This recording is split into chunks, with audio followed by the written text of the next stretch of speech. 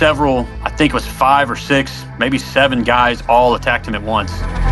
And, he had, I think it was a brain bleed he ended up with, and he died at the hospital.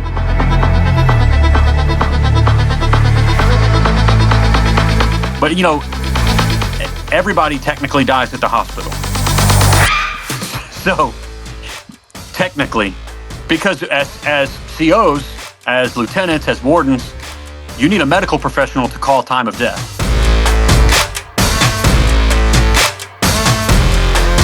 And until someone says that, we're performing life-saving measures on those people, on those inmates. So whether it's somebody who had, 50 stab wounds, and that sounds excessive to people who haven't been in there, but that happens.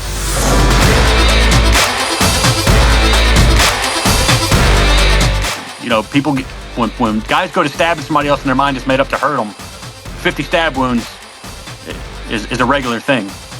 And it doesn't matter if they have 50 stab wounds and blood is squirting out of them. The staff members are performing life-saving measures until we transfer those responsibilities over to medical staff members.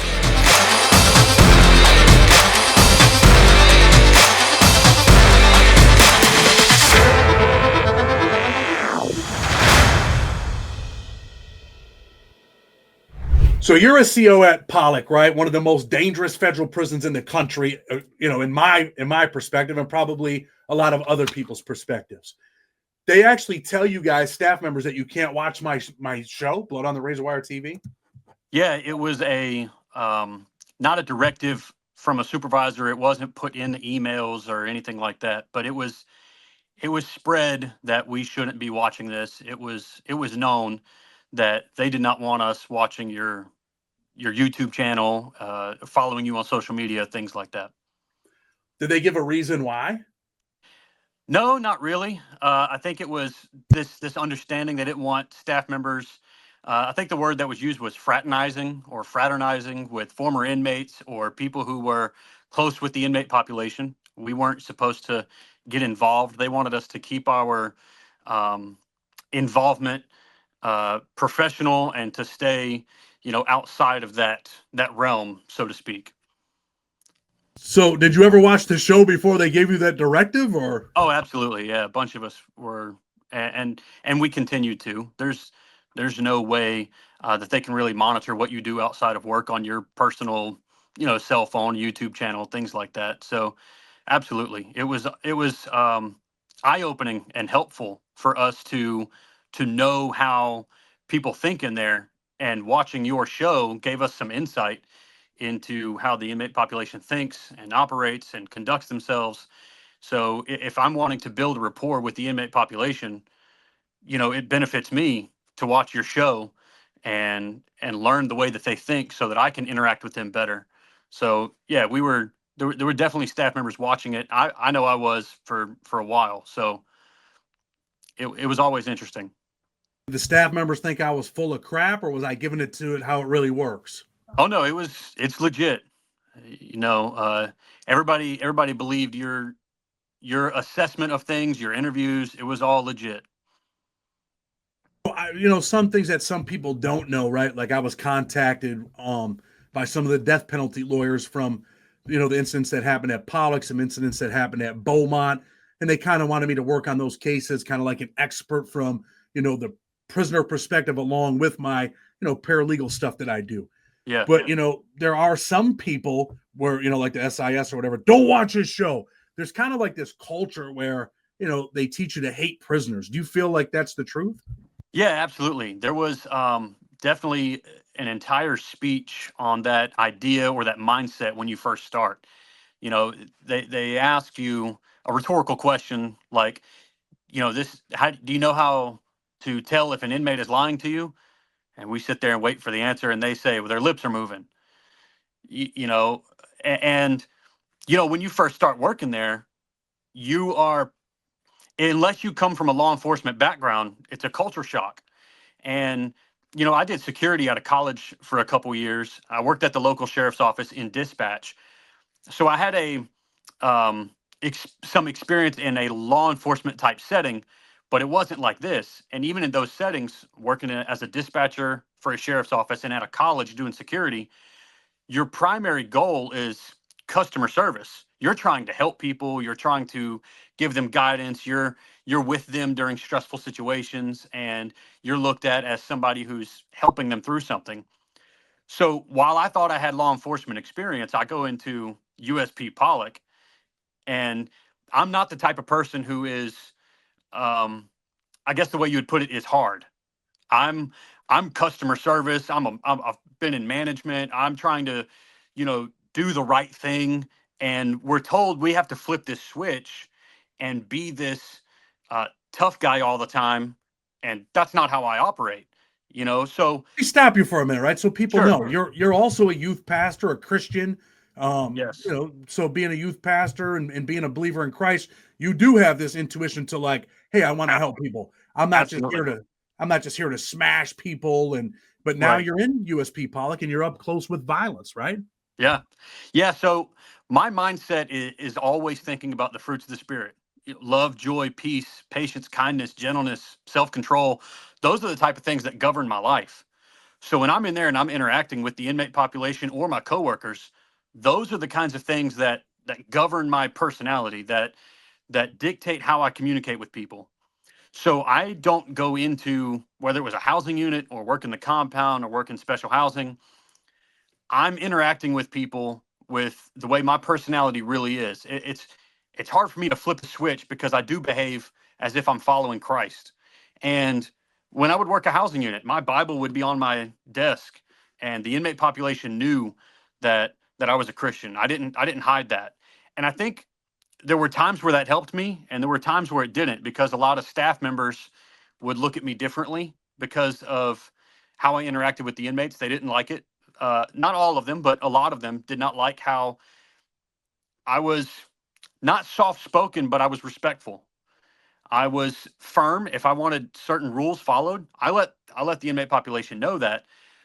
But I wasn't arrogant. I wasn't a know it all. I wasn't pushy. I didn't talk down to people.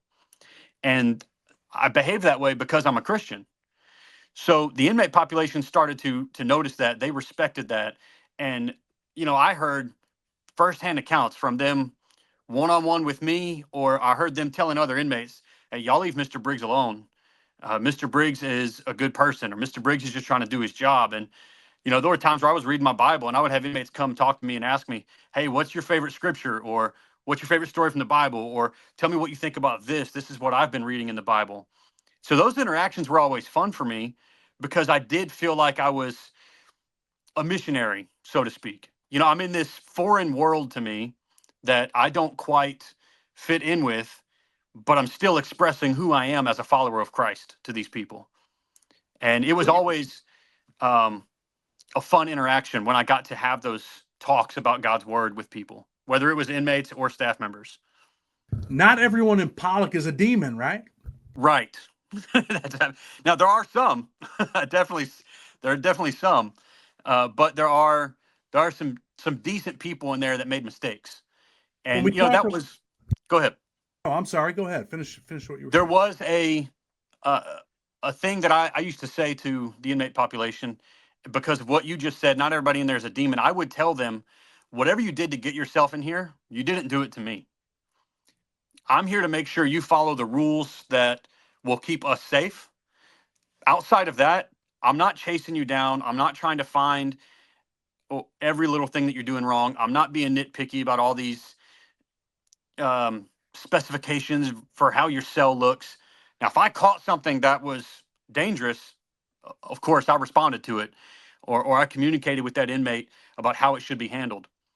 But nobody in there did anything to me to get themselves in there. So I didn't look for the extra, unction to punish them or to go after them. Because, like you said, not everybody in there's a demon. Some of them are decent people who made a mistake, got caught doing something one time, and but there are very well some really bad dudes in there. So We're going to talk a little bit about that, right? You were working a housing unit. I mean, I was actually at this prison when you were an officer. I believe I was in the hole at the time when this happened. You're working a unit with Rooster, right? well, some of his guys were in that unit. I think he was in Charlie unit, but he got hit on the yard, and I had a couple of his guys in my unit. So there had been some issues with Rooster, who was an ABT, one of the generals of the ABTs, I believe. And there had been some issues with the ABTs and some of the other guys, some of the other white gangs on the compound. And we didn't know exactly what caused the issues, why there was tension, but you could feel the tension when you walked the compound or the housing units. You could tell people weren't talking to each other as much as they were before, and people were uncomfortable. So one morning we're doing a work call. It was a Sunday morning, and the reason why I remember that is because I wasn't able to go to church that day. I'm working midnight to 8 a.m. and about 7:15 in the morning, I hear radio traffic, and I'm standing out in the middle of the unit. It's a triangular shaped unit. I'm standing where the computers are, in between kind of the computers and the ice machine. And I know that we're about to get a call for the inmates to be sent to breakfast. So I'm standing out there. When they get the call, I want to announce it right away so they can head out to the chow hall. But instead of getting a call for breakfast, my radio volume is up so that I can hear it. The inmates can hear that they're being called to breakfast, but that wasn't the call. That morning, the call was Roosters down on the yard, and everybody that's standing around me hears it. So within a few seconds of that happening, I have 5 inmates in my unit attacking 2 other inmates in my unit. So I announce right away on my radio, I have a fight in Alpha 3, multiple inmates, multiple weapons.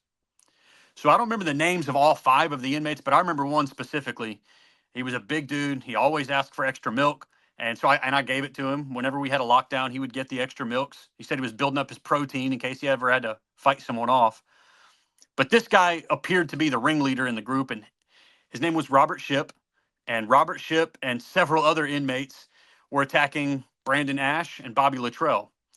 Now, Brandon Ash was an ABT. Bobby Luttrell wasn't, but he ran with them. And these guys are attacking them. And so in the heat of the moment, you initially kick into whatever your training is. And my training is you go towards the fight and you get out your pepper spray, you give the verbal commands, and if they don't follow your verbal commands, you start spraying. So I'm walking towards them. I take maybe 2 or 3 steps, and I have my pepper spray out, and I feel this arm reach across my chest.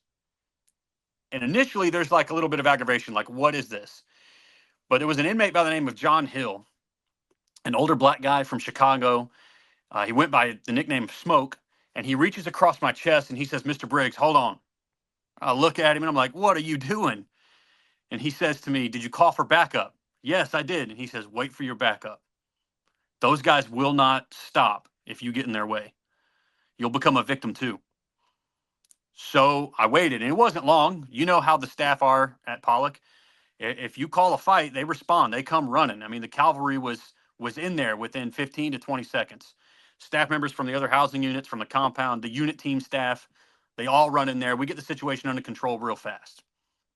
So as we're going to lock down the unit, me and one of the counselors, I get to Smoke's cell, and he stops me before I lock the door, and he goes, "Hey, Mr. Briggs, I just want to let you know, I didn't do that to disrespect you. I did that because I do respect you.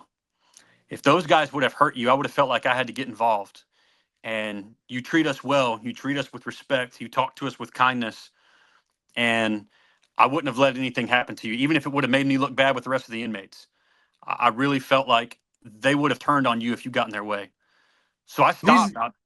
I had goosebumps on my arms. I mean, I was already a little bit stressed out because of the incident. It's a traumatizing thing to see people getting stabbed and getting people getting hurt and people getting beat up.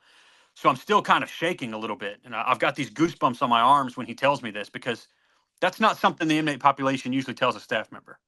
That hey, I was going to save your life if that were to happen. So I tell him, I said, "Man, thank you. I really appreciate that. You have no idea what that means." And he says, and thankfully nothing happened. But this wasn't the kind of inmate that would just tell you that for nothing. There's a difference between inmates and convicts. This guy was a convict. This guy wasn't talkative to staff members all the time. This guy wasn't, just saying anything just to look cool in front of me. It was just me he was talking to. There was nobody else. So the fact that he said that to me, I believed it. And he very well could have saved my life that day. So I lock his door. I go finish the paperwork.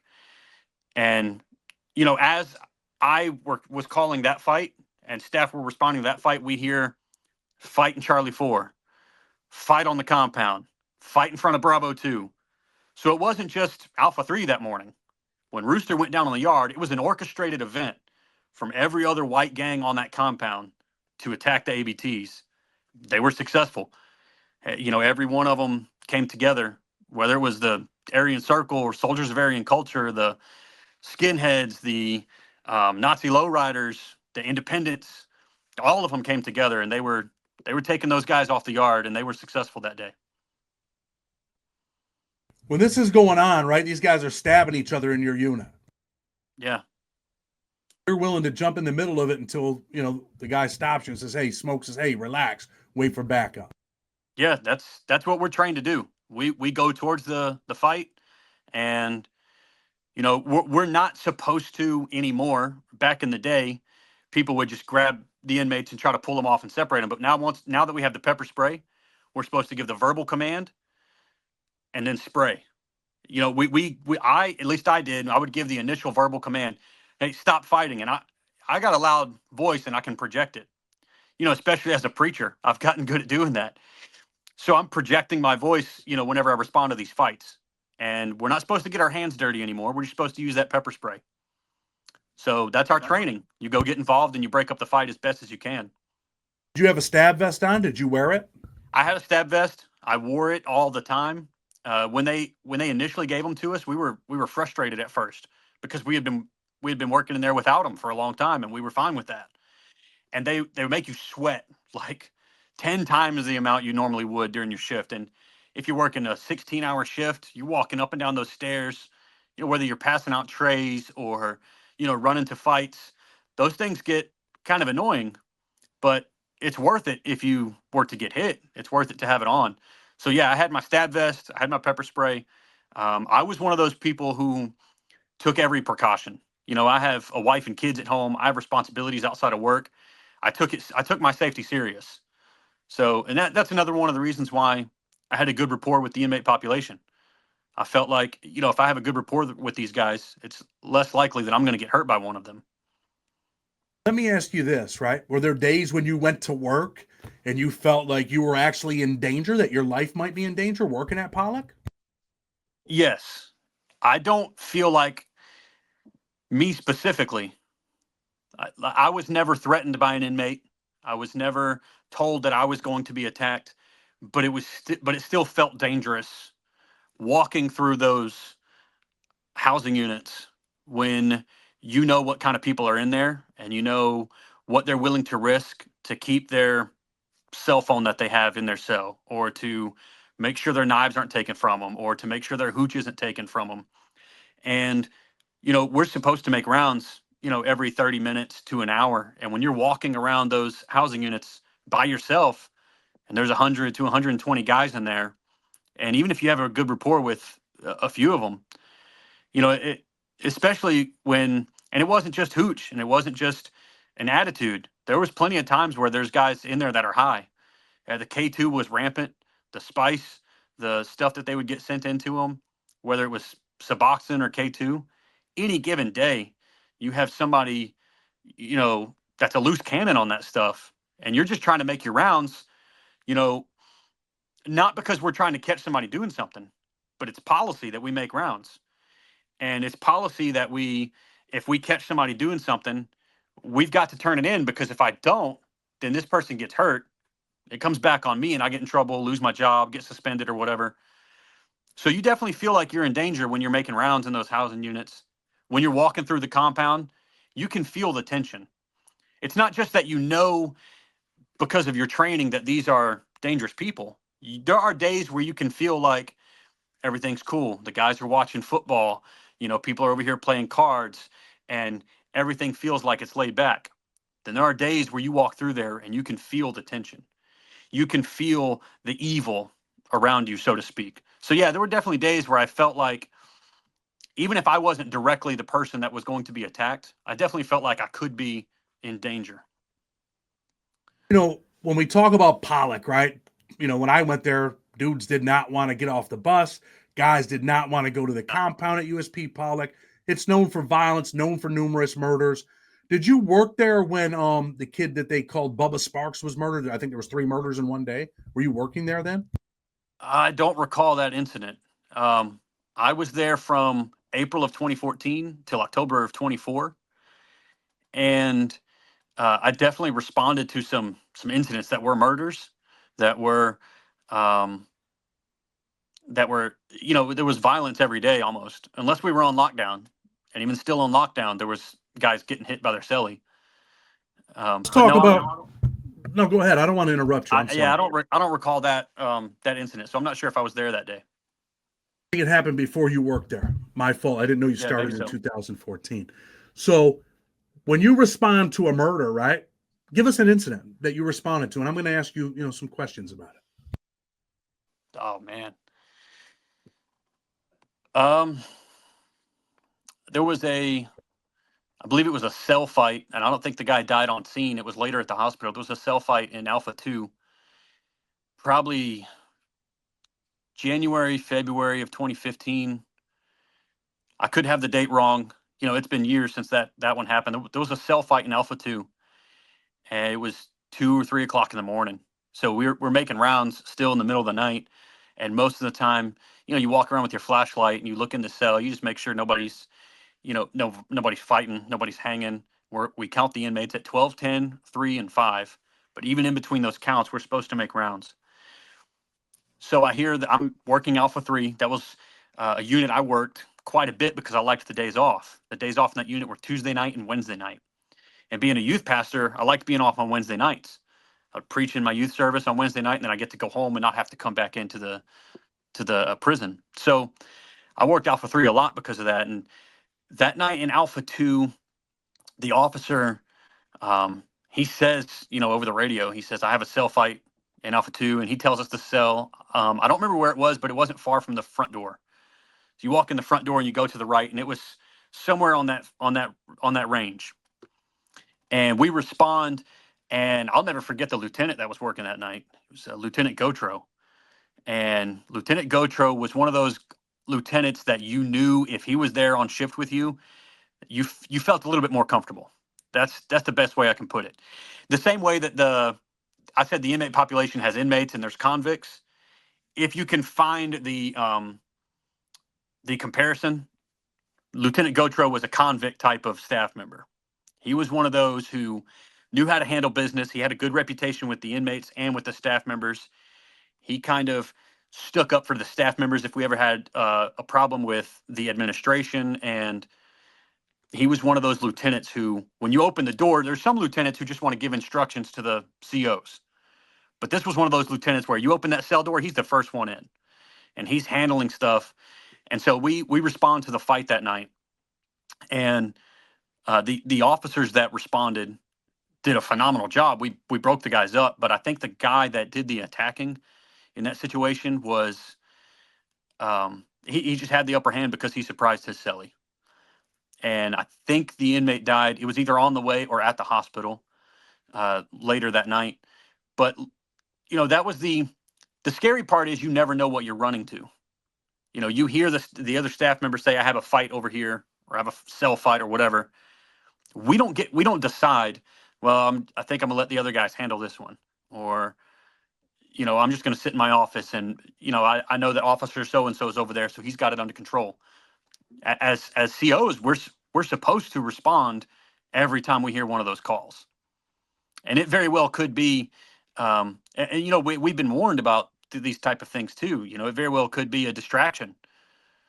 It could be a small cell fight, and then something else is going on in another part of the unit, or it could be a fight on the yard, and then something else is going on in unit team or whatever. So whenever we respond to these things, it's an adrenaline rush. I used to say that a fight in the morning was better than a cup of coffee because it wakes you up. You have no choice. You run to it. It doesn't matter if you've had a good night's sleep the day before. It doesn't matter if you were in the middle of eating your lunch. You got to handle business.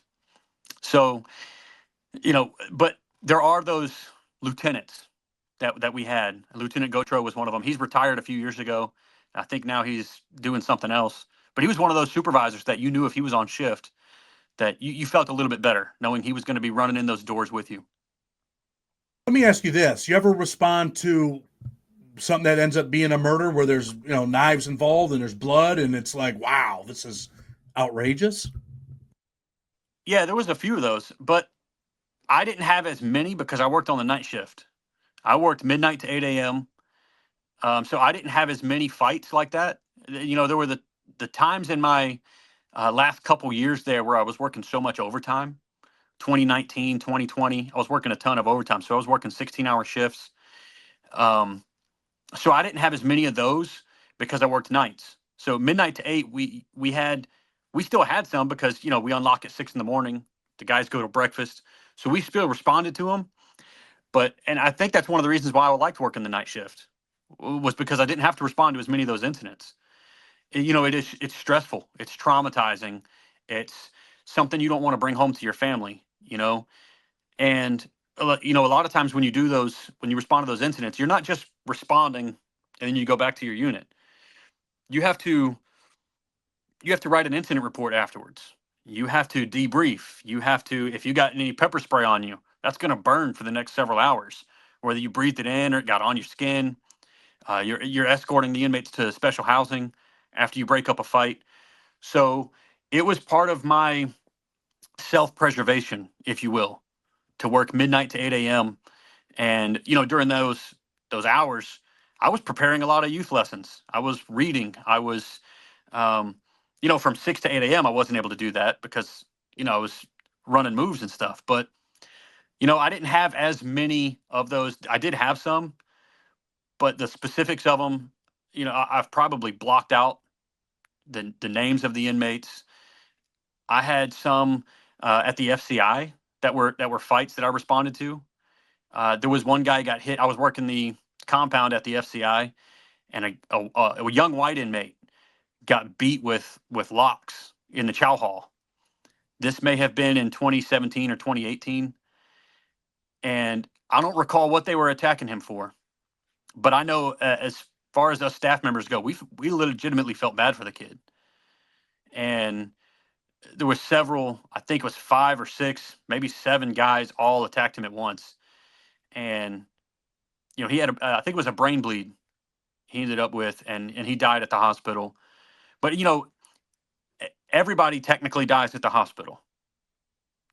So technically, because as COs, as lieutenants, as wardens, you need a medical professional to call time of death. And until someone says that, we're performing life-saving measures on those people, on those inmates. So whether it's somebody who had 50 stab wounds, and that sounds excessive to people who haven't been in there, but that happens. People get when guys go to stabbing somebody else and their mind is made up to hurt them. 50 stab wounds is a regular thing, and it doesn't matter if they have 50 stab wounds and blood is squirting out of them. The staff members are performing life-saving measures until we transfer those responsibilities over to medical staff members. We call an ambulance. The EMTs come in. They put them on a gurney. They take them to the hospital. And if that inmate died while on our property or not, the medical professionals have to call time of death. When you talk about 50 stab wounds, someone watching this that doesn't really know much about prison, they're like, come on, get out of here. But this is a regular occurrence, right? It's a regular occurrence, and these are not pocket knives. And I've had family and friends and people who've never been in a place like this really get confused and say, well, how do those guys get weapons? Any solid object can be turned into a knife. Any solid object can be, maybe it doesn't even have to be solid. They can melt something down and sharpen it. Anything can be turned into a stabbing device. And these are not little pocket knives. I mean, I've seen what we call bone crushers. These are big weapons. They're taken from the bunks. They're taken from the lockers. They're made out of, the weapons are made from toothbrushes. And when somebody's mind is made up, and maybe their mind isn't made up to hurt someone else, maybe they just have it to defend themselves. There were plenty of times where we would pat somebody down and they would have one. And because we didn't want to do the paperwork, and I'm not just necessarily saying me, when I say we, I'm talking about the COs in general.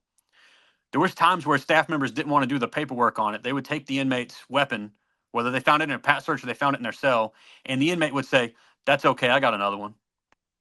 Or that's okay, I'll get another one. or I've got more. And we would get frustrated sometimes. And the reason why some staff members probably didn't turn them in and write them up for it is because there were times in the past where we would turn them in, we would write up the inmate for having the weapon, and the inmate may be from New York, and the consequences for having the weapon was 30 days loss of visits. And my thought process is, this guy might not be getting visits anyways. We're in Louisiana, and you're going to take his visitation away for 30 days for having a weapon that could kill somebody. So our thought process was, this guy's not really getting consequences anyways, but I'm going to take it because I don't want it to eventually turn on me. So I'm going to take the weapons every time I see one.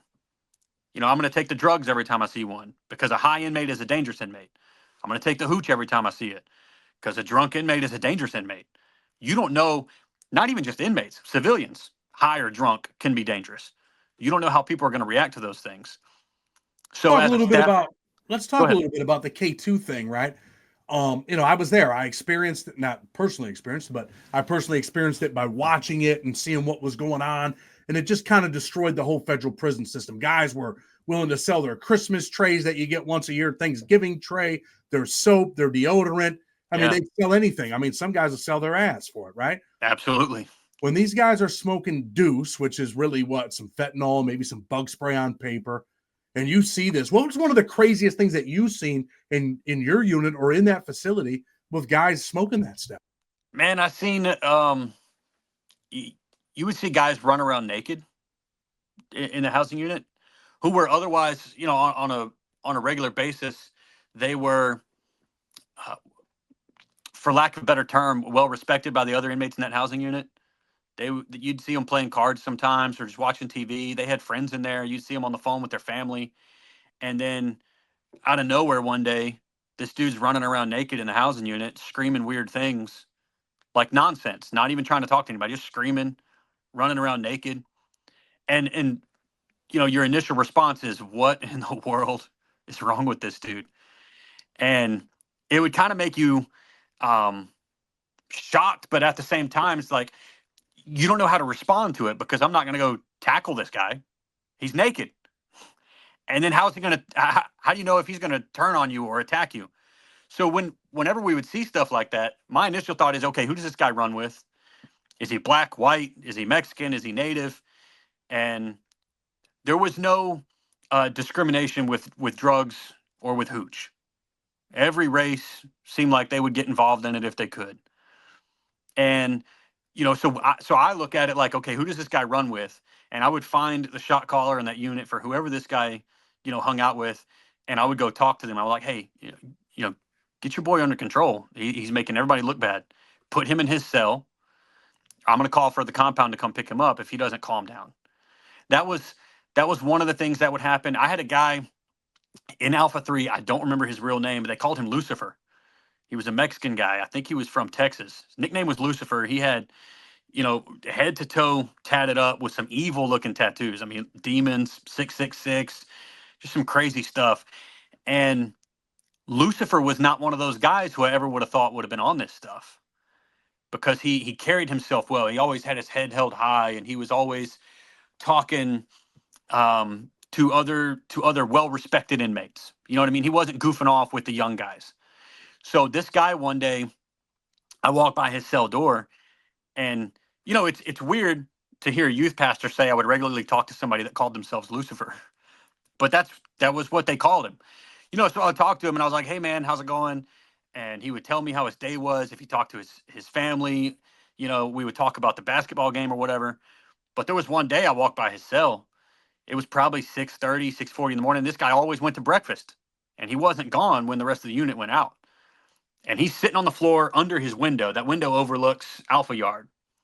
So he's sitting on the floor, like right underneath the window, and his eyes are just rolled in the back of his head, and he's got drool coming out of his mouth. I'm like, bro, what are you doing? What's wrong? Are you okay? And then as he realized somebody was there and talking to him, he kind of would wake up a little bit, and he would tell me go away and leave me alone and things like that. But I think what shook me was seeing somebody that didn't normally do those types of things. If something bad may have happened, or he may have just his sentence got to him, or something in his family where somebody couldn't talk to him, or something bad, he got bad news. And the only way for him to feel or not feel, the stress of his situation was to get high. But it was weird how different people responded to it too. I mean, you have this huge difference of somebody running around naked and screaming versus somebody who's just sitting down and kind of seemed very mellow. So it was always interesting, seeing the K2. We would get stressed out though, because as staff members, because you can have a guy that's my size. I'm 5'8", about 170 pounds, and you could have a guy that's my size high on this stuff, and it would take 7 or 8, big strong COs to hold him down and put cuffs on him. It seemed like it gave these guys superhuman strength. It was wild. Let me ask you this, because I know a couple officers died. I want to say at USP Victorville or Atwater, I think it was Victorville, opening up the mail in the mailroom. Yeah. Actually, a couple officers passed away. Yeah. Is this a big concern for officers in the Federal Bureau of Prisons, guys that are smoking dudes? Is it like, yo, we got to stop this shit because it's so dangerous for all of us? And I don't know if it happened at other institutions, but I do remember them talking about it at Pollock before I left. They were talking about having a mail room at the camp. So all mail for the camp, the USP, and the FCI would go to the camp, and we would have staff members there, and they would take it while wearing gloves and like a COVID mask, and they would photocopy the mail and print out the inmate's mail on another piece of paper, and then they would give it to the inmates like that. So they weren't getting what was actually sent to them. And I think that was one of those precautions that was put in place, to keep this from happening. But it's still happening. So I know, with the mailroom staff, with the COs, it was definitely a concern of mine, because it wasn't like this was a thing that happened once every 6 months. If we ended up with one inmate that was high, we knew within the next several weeks we were going to end up with a bunch of them. Because once it came in, whether whoever was getting it in was selling it or distributing it to other people, we knew if we had one incident over the next several weeks, we were going to have several. So it was definitely stressful, because when somebody's high on that stuff, they're a complete wild card. You don't know what to expect. It's not like you just have two guys who are mad at each other and want to fight. This is somebody that's literally out of their mind because the drugs are rewiring their thought process. 100%. Let me ask you this also about the culture, the police culture, right? Not all cops in federal prison are bad people. I've been around some really good people that were officers and supervisors. I've been around Warden O'Brien, who I thought was a great dude. I mean, the best warden in any prison I ever been to. Rios, I thought, was fair but could be stern and tough. What is the culture like for the officers in Pollock? Is it like, man, F these dudes, they're all prisoners, they're scumbags? Or is it like, hey, look, man, I'm just here doing a job? You have both. And then you have a combination of somebody who is both of those. You have some officers who are thinking to themselves, screw these guys. I can't stand them. If one of them dies, oh well, you take them off the count. But at the same time, that same person can be very lazy, and they're not going after contraband. They're just doing their 8 and hitting the gate. But they also don't care about the guys that may get killed. But then you do have some officers who they're gung ho. They want to get promoted. They want to be a warden one day. They're gonna find every piece of contraband. They're going to, be professional while they do it. But then you have some who was kind of like me. I was always thinking about self-preservation.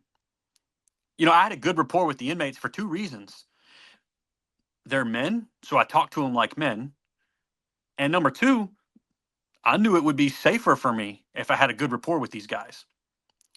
But you did have the culture of some staff members who were very much, and there were some of them where I didn't want to work around.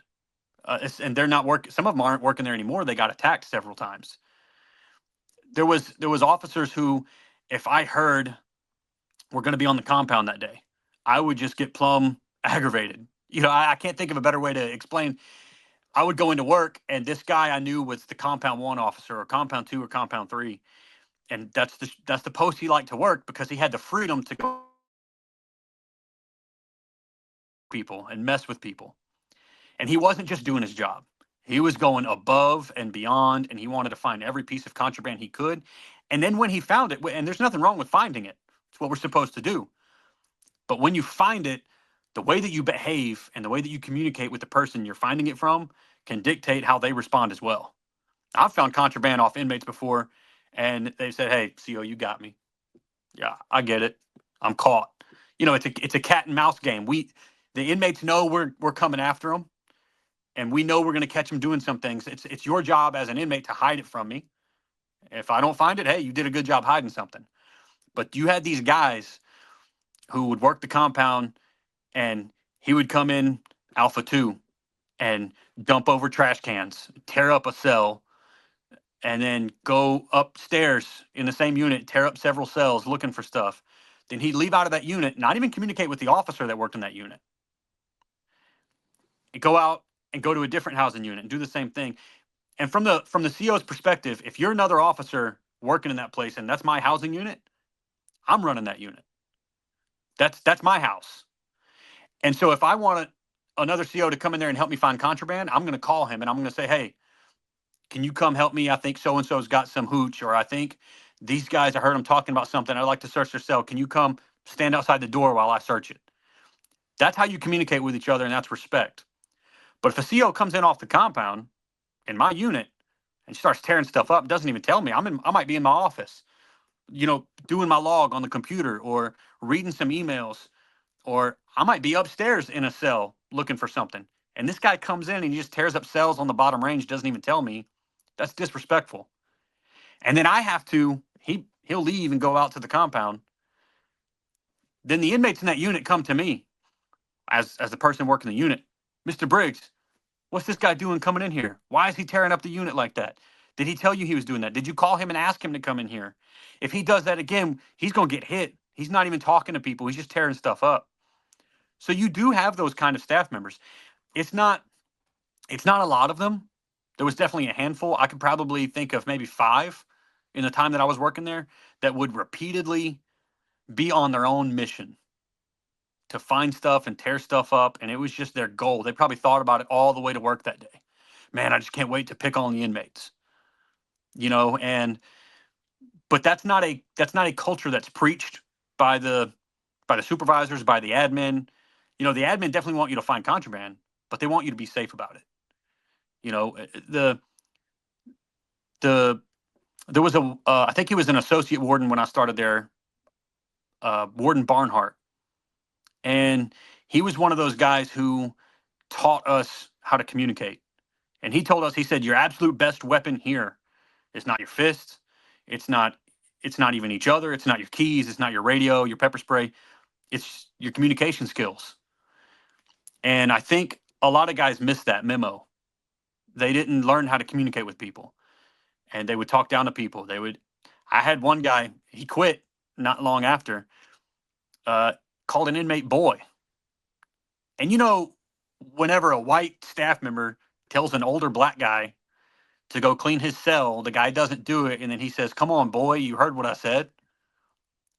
Boy is a derogatory term if you use it to people in a certain way, especially down south. Especially down south, to an older inmate. This wasn't somebody in his age group. And I don't care if the guy's an inmate or not. If he's older than you, you should speak with a certain level of respect. You don't have to respect him as a human because he did crimes to get in there. But let me take that back. You respect him as a human, respect him as a man. You don't have to respect what he did or his lifestyle choices, but you need to show a certain level of respect for your environment. You need to understand this is not somebody that you should talk to that way. It could be bad for you. This staff member didn't work there for long after that. He got reprimanded by supervisors for talking that way because that inmate was not a problem.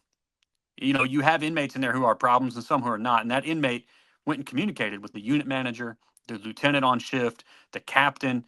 He said, "Hey, this CO is a rookie and he's coming in this unit and he's calling me derogatory names and he doesn't even know, how to conduct himself. So that needs to be handled differently." The guy got in his feelings whenever he was corrected by supervisors. He ended up not working there for long after that. I think he started to realize, I can't just talk down to people.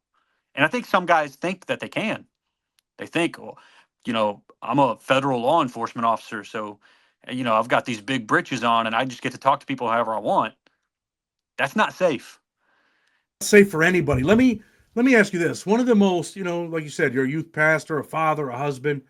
What was one of the most disturbing things that you actually witnessed working at Pollock?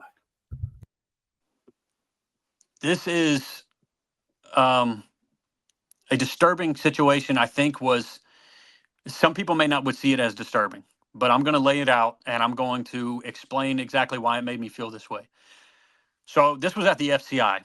So the FCI is a medium security institution. You have, probably half of the population there were designated there from sentencing, and you have quite a few that were there that used to be at a camp and they got caught with stuff. They ended up moving up to the FCI, and you have quite a few who used to be at a USP, had good behavior, got to work down to an FCI. So because their points dropped or whatever, so they're at the FCI now. So there's a mixed population of inmates there, and I had been working there for a couple of years, and I have a good rapport with the inmate population, and even with my coworkers for the most part. And we had yard orderlies, the inmates that didn't want to be stuck in the housing unit all day because sometimes that just wears on you and stresses you out. Sometimes it's nothing but problems when you're staying in the housing unit all day. And so we had some inmates who worked on the yard, and at the FCI, it's a different setup. There weren't fences everywhere. The yard was open sidewalks. You walk from your housing unit to the chow hall to other units to the captain's office or whatever. And we had guys that worked the yard, and they would carry these. They were from their tortillas. You could buy tortillas in commissary, and they would have these tortilla bags, and they're walking around the compound picking up trash, putting them in the bag. So I was working in Fox 3, and there's staff members working Fox 1, Fox 2, and Fox 4. And Fox 1 and Fox 2 are on the first floor. So I let an inmate out of my housing unit who was not causing problems. Let's just put it that way. He had never been a problem for me. He worked out on the compound. He goes out there with his bag and he's picking up trash. Well, I see an officer who didn't normally work at the FCI, normally worked at the USP, and he was over there working overtime. And I really felt like, and this officer has since, I don't think he works anymore. He's retired. He was older at the time. So this officer intentionally starts throwing more trash on the grass. He's got some paper in his pocket. It was probably the inmate roster that we have a roster of inmates. You have it in alphabetical order, and then you have another stack of it that's in cell order. Well, he takes it out of his pocket and he starts tearing it up and he's throwing it on the ground. And he tells the inmate, "You missed one." The guy goes, "Come on, man." He goes and picks up the trash, puts it in his bag. He says, "Hey, you missed another one." He tears up the paper and he's throwing it on the ground. And this guy is causing problems. It's not right. He's intentionally creating more work for this guy and not doing it to do anything but get to humor himself. And then he calls up to me. He goes, and even though I had been working there for 2 or 3 years, he still called me a rookie because he had been there for 15 or 20 years. He looks up at me without even addressing me by my name. He goes, "Hey, rookie, watch this." He's throwing the trash out. So that as an adult man, that's uncalled for. This is not a playground. This is not a junior high where you just find somebody to bully. And it really felt like this staff member was doing that. He was looking to pick on somebody. I don't know if he had no authority at home. I don't know if he had seen other officers do this, if he just thought this was somebody that he could mess with. Well, soon after this staff member had been attacked at the FCI within a couple days. But I said to myself later on, and it's not, like I said, this may not sound disturbing to other people, but it's not just physical problems that happen there. There's emotional problems, there's mental problems. This guy had whatever sentence he had, it was a long sentence, and he's trying to get out of the housing unit to stay away, to stay out of trouble. He's going and he's working, getting paid 10 to 15 cents to clean up trash out in the Louisiana heat where it's 100% humidity. So he's doing what he's supposed to do. And then it's a staff member who's supposed to be a professional law enforcement officer outside throwing trash to instigate problems. So that did bother me. And I even said to this guy, and I was cautious how I spoke to him, because this is not somebody who you can reason with sometimes. When people act like that, they're unreasonable. So I said to him, I said, hey, man, why don't you cut that out? He's just trying to work. And then I get told, mind your business, and you're a hug-a-thug, and you need to go back in the unit, and why don't you go sit down, and things like that. So I said, you know what? I called the inmate by name. I said, hey, man, why don't you come back in the unit for a little while? And he did. I went back in the unit. I sat down in my office. Within a couple days, that staff member who was doing that was attacked at the USP. I don't know if he was doing the same thing or something similar, but what bothered me was, after he got attacked at the USP, and it wasn't just me, there was other people that said, he had it coming. There was, and I'm not talking about inmates, it was staff members. He had it coming, or it was only a matter of time, or Cops like this. that create a dangerous environment for everybody. I've seen cops go in, destroy cells, and in your mind, you're thinking, man, you know what? If I didn't have a shot at getting out, maybe today would be the day. Today would be Absolutely. the day that, I take your life. And then what? Then your kids are crying, your mom's crying, they got to bury you. And, it's just that nasty culture. There is a nasty culture in there. Is it Absolutely. hug a thug? No. I mean, can you let people just go and live a lawless life in prison, stabbing and getting high and killing? No, you can't do that. But Right. on the flip side, it'd be a whole lot better environment if people were a little bit more respectful. Like you said earlier, men respect men, whether I'm a prisoner, I'm an inmate, I'm a convict, I'm a man before I'm any of that shit. So Right. respect me and I'm going to give you the same respect. And I think people operate that way. Most convicts operate that way, right? Yeah, absolutely. Absolutely. And you can tell the difference between an inmate and a convict when you're talking to them. And most of the time, if some of the inmates, whether they were younger or just wild, would get out of line and start talking disrespectful to a respectful staff member, I had plenty of times where there was the convict type of inmate would correct the other inmates, where the convict would tell, hey, y'all need to chill out. Or I had somebody tell me, you know, hey, Mr. Briggs, something was supposed to go down, but we told him wait till you get off work. And that, that's a respect thing. So there's definitely a difference. And I appreciated that. And not that I wanted my coworker who was coming in after me to have a hard day, but it was definitely a relieving feeling knowing I wasn't going to have to deal with it. You worked there 10 years, you end up leaving because of some medical stuff, right? Right. Yeah, I was working on a 24-hour shift in December 12th of 2020. And that was, at the height of COVID going around inside these housing units, and staff members and inmates alike were wearing masks, and I'm passing out food. I had worked Fox 3 for my regular shift, and then I worked special housing, and then I was working Fox 1 on overtime, and then my regular shift I would work Fox 3 again. So I was about to work 4 shifts back to back, but I was in Fox 1 passing out food. I passed out to the bottom range, and I was going up to the top range to pass out food. And when I finished, I had like probably 20 or 30 milks left over, these little baggies of milk and a few bags. And the housing unit next to me needed extras because they ran out. So I take this cart, this big plastic cart, and the food that was on it, and I put it above my right shoulder like this, and I'm holding it by the tray, and I walk down the stairs, and my left knee twists and pops, and I immediately knew what was going on. I was like, oh, I didn't know what tore, but I knew I was hurt. So this is what's crazy. I call, I go to my office right away. I didn't finish bringing that food to the other staff member who needed it. I go to my office and I call the lieutenant. I said, hey, this is Briggs. I just got hurt. I can't put any weight on my knee. Every time I do, it hurts. And he abruptly says to me, I don't really have time for this. Everybody's on overtime. There's no way I can find you relief. Take some ibuprofen and stay off of it. And he hangs up. So I call back and I was like, and he answers the phone. He goes, operations lieutenant.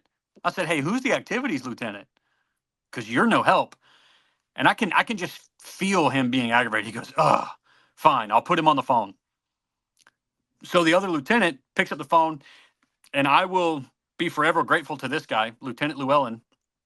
He's fair and honest and helpful.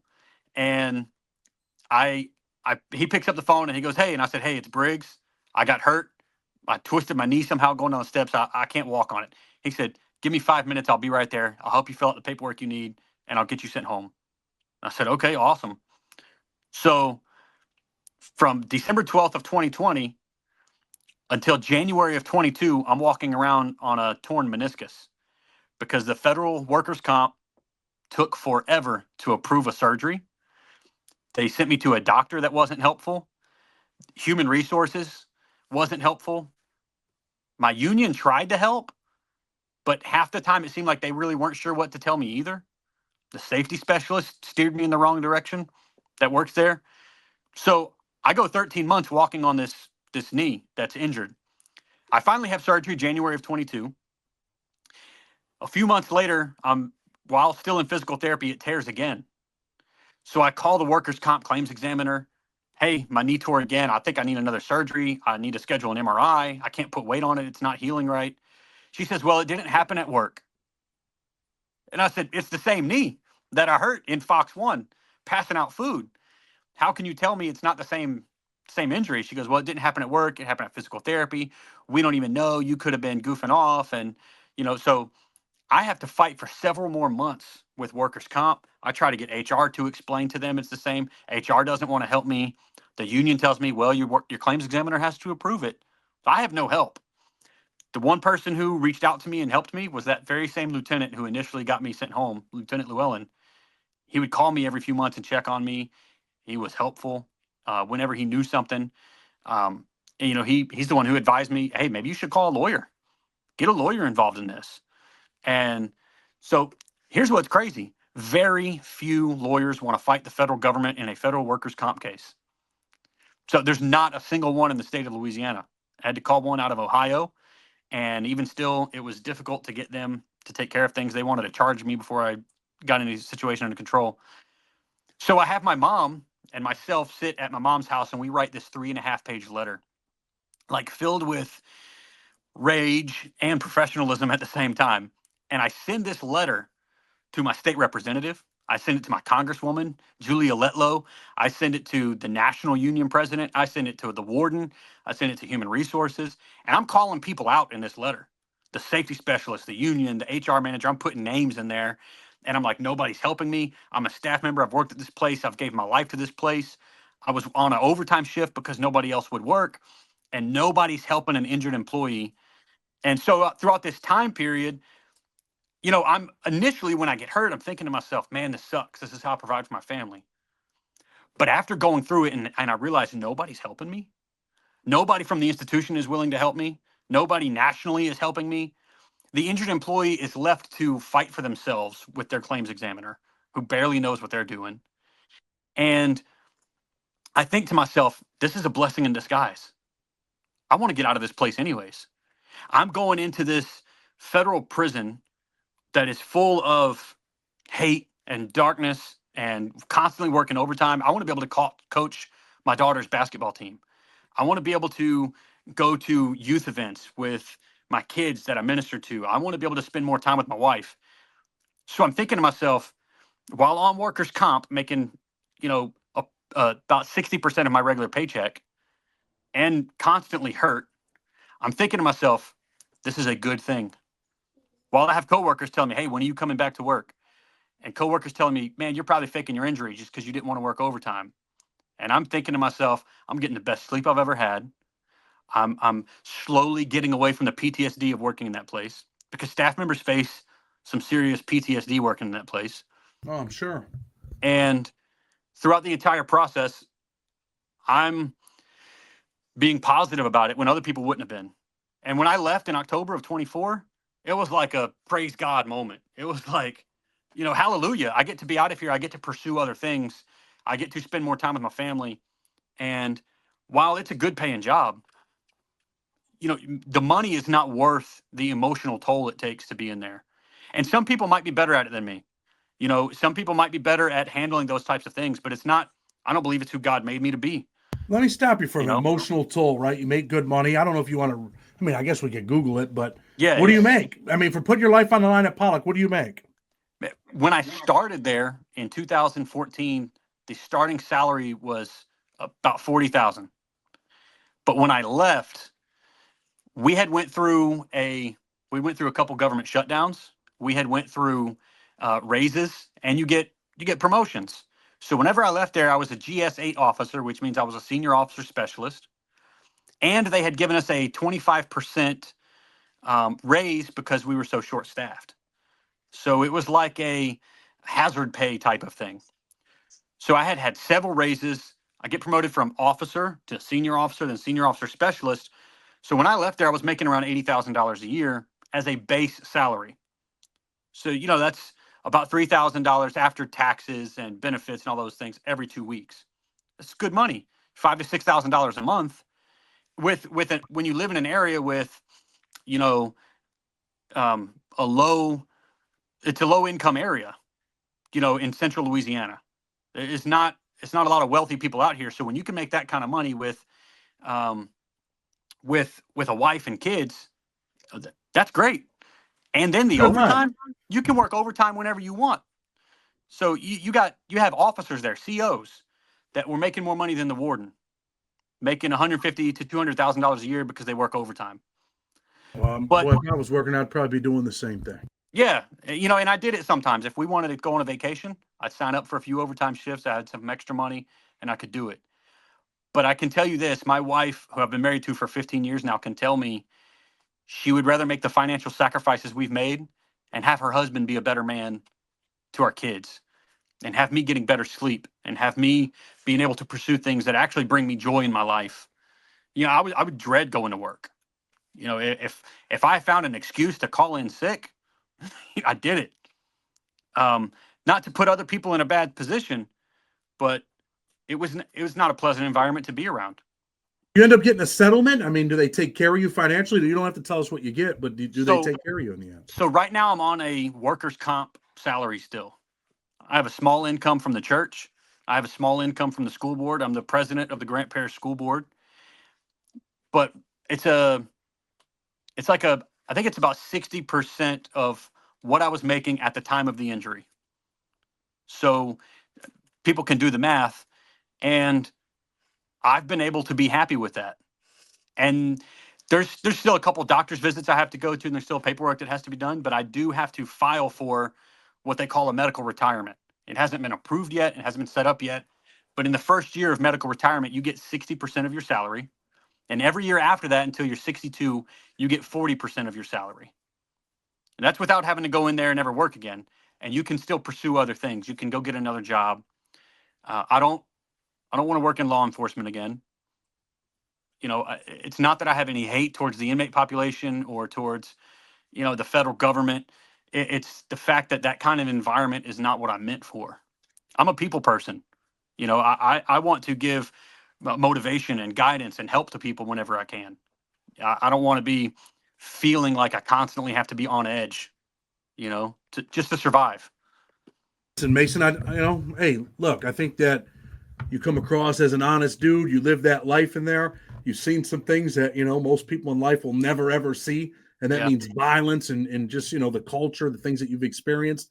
I definitely appreciate you coming on, sharing your story. Before we go, anything you want to say before we go? Yeah, man. If you are an inmate or a former inmate that is ever going to hear this or see it on YouTube or hear this podcast, I want you to know you are not the crime you committed. God still has a plan for your life. I believe you can still achieve things. I believe that you are more than your circumstances, and you have a plan for your life, a God calling on your life. And if I can, I want to also say that I've started a podcast, if you don't mind me sharing that. I do a podcast called The Mason Mindset, where I talk all about leadership and parenting and marriage and a little bit of law enforcement. And I'm going to do my absolute best to give people guidance and wisdom and advice on how to be a better human being. So I'm giving my mindset on those topics. But I want inmates to know you're not what happened to you, you're not what you did. And for any staff members that may hear this, do your best to have good communication skills for your safety, for the fact that you want to be a respectable human being, whether you're a man or a woman that works inside those walls, communicate, do your job well. You still need to have boundaries. You still need to follow policy, but do it with integrity. That's my absolute best advice I can give to anybody. Your character and your integrity will speak for itself. Listen, man, I definitely appreciate that, and I appreciate you coming on. I'm gonna tell people, if you like what we're doing, hit that like button. Blood on the Razor Wire TV. With respect, until tomorrow, we're out.